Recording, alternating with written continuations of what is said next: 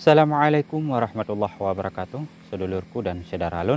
Untuk penyemprotan kita kali ini adalah penyemprotan pada tanaman padi yang sudah memasuki masa-masa keluar malai dan ini sudah di atas 60%. Artinya pada penyemprotan kali ini kita lebih terfokus untuk pengendalian hama penggerek batang, kemudian pencegahan dan pengendalian penyakit jamur-jamuran, serta di sini kita akan menyampaikan waktu yang tepat dari penggunaan ZPT Kipkru untuk tahap yang kedua, serta kita tambahkan sedikit amunisi yang lain untuk merangsang perkembangan pada proses pembentukan dan pengisian bulirnya. Yuk ikuti saja selengkapnya. Dan langsung saja sedulurku, saudara dimanapun berada, apapun kegiatannya, semoga selalu diberikan kesehatan, kekuatan, dan kelancaran oleh Yang Maha Kuasa. Amin ya Rabbal Alamin. Oh ya, bagi teman-teman yang baru saja menemukan channel ini, jika berkenan, subscribe ke channel kami, dukung kami, dan terima kasih bagi Anda yang sudah melakukannya. Baik, kita langsung saja ke proses pengadukannya. Pertama sekali kita menggunakan 4 sendok makan Ultradap. Nah, penggunaan 4 sendok makan Ultradap dengan kandungan amonium fosfatnya ini kita harapkan mampu memberikan ketahanan pada batang padi kita sekalipun kondisinya cukup kering, sekalipun kondisinya cukup memprihatinkan. Maka penggunaan 4 sendok makan Ultradap itu adalah sebagai bentuk rangsangan atau asupan nutrisi untuk penguatan batangnya, kemudian juga untuk memberikan rangsangan terhadap perakarannya, sehingga nanti proses pembentukan malainya akan terjadi secara optimal dan juga nanti tanaman padi kita akan tetap bisa berkembang dan tumbuh dengan maksimal sampai pada masa panennya. Kemudian yang kedua kita tambahkan 1 saset Kipkru 10 SP. Nah, di sini perlu kita kaji ulang, perlu kita sampaikan ulang bahwa ini adalah waktu yang tepat dari penggunaan Kipkru 10 SP, namun itu adalah untuk kali yang kedua. Karena pada penggunaan pertama kemarin kita sengaja memilih menggunakan ZPT Kipkru yang salah. Karena pada penyemprotan pertama kemarin kita mempergunakan Kipkru panen dan itu sangat-sangat tidak cocok penggunaan pada masanya. Namun yang kita kerjakan kemarin adalah demi untuk mencoba memancing agar tanaman padi kita bisa sedikit lebih tinggi karena dia sudah stuck pertumbuhannya oleh kekeringan. Maka untuk penggunaan yang tepatnya ini adalah penggunaan yang keduanya. Tentunya Kipkru 10 SP itu dipergunakan ketika malainya sudah keluar di atas 60%. Dan jumlah yang kita berikan pun adalah 1 saset untuk 1 tangki penyemprotan. Maka tentunya penggunaan ZPT Kipkru itu boleh dicampurkan dengan hal-hal yang lainnya, insektisida maupun fungisida, seperti yang kita kerjakan hari ini. Dan kemudian sedulurku, untuk nutrisi lanjutan yaitu kita berikan juga 30 ml Vitaron SL untuk 1 tangki penyemprotan.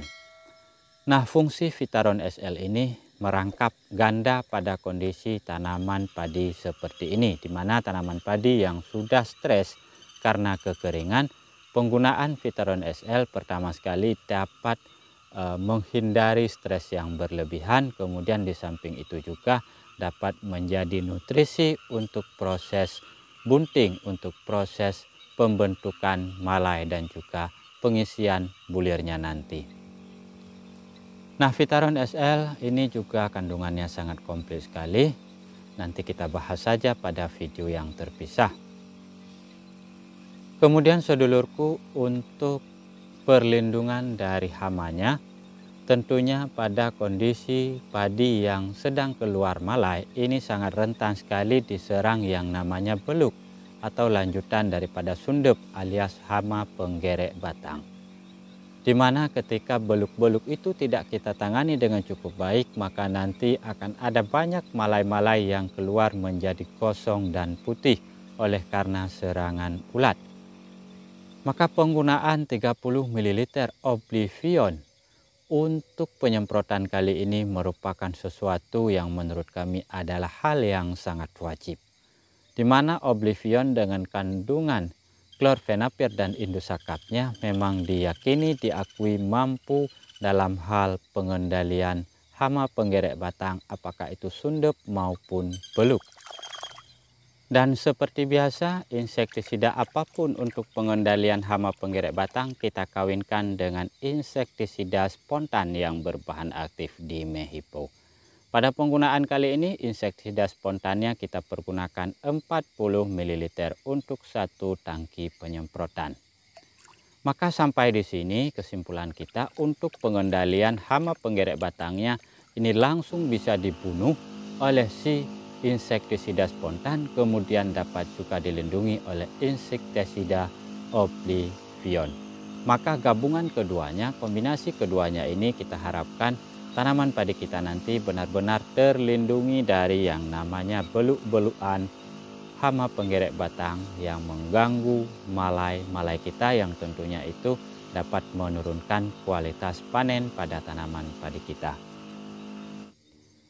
Dan terakhir dulur adalah penggunaan 40 ml fungisida Explore.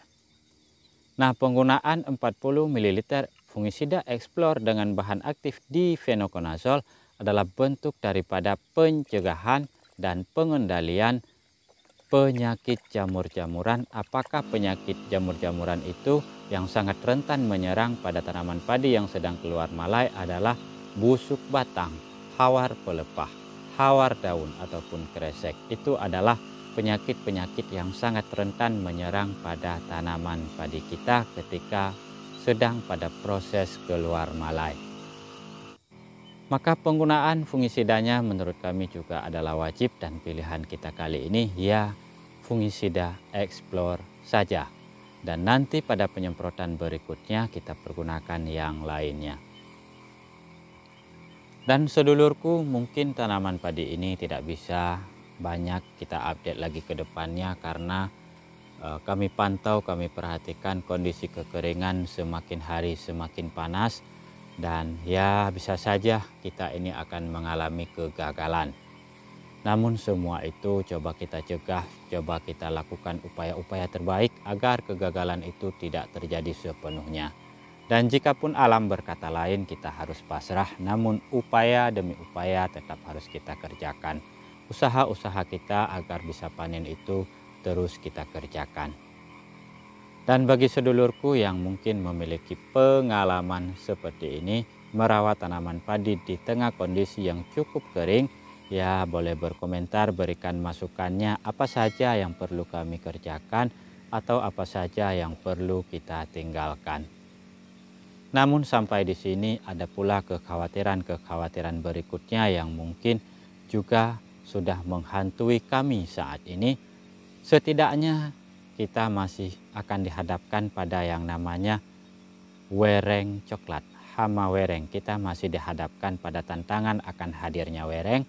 Kemudian juga kita akan dihadapkan pada tentunya yaitu patah leher nantinya. Maka oleh karenanya sedulurku, silakan sekali lagi berikan masukannya, berikan juga pendapatnya agar kami tetap berproses pada tanaman yang masih tersisa pada kondisi yang cukup memprihatinkan ini. Dan terima kasih sekali lagi bagi Anda yang sudah mau berpartisipasi, bergabung dan mendukung kami. Akhirnya demikian saja video ini yang dapat kami sampaikan, dan kami mengucapkan selamat beraktivitas, semoga semuanya dimudahkan dan dilancarkan oleh Yang Maha Kuasa. Kami cabut diri dan bye-bye. Assalamualaikum warahmatullahi wabarakatuh. Petani error selalu dihadapkan pada error-erroran di pertanian.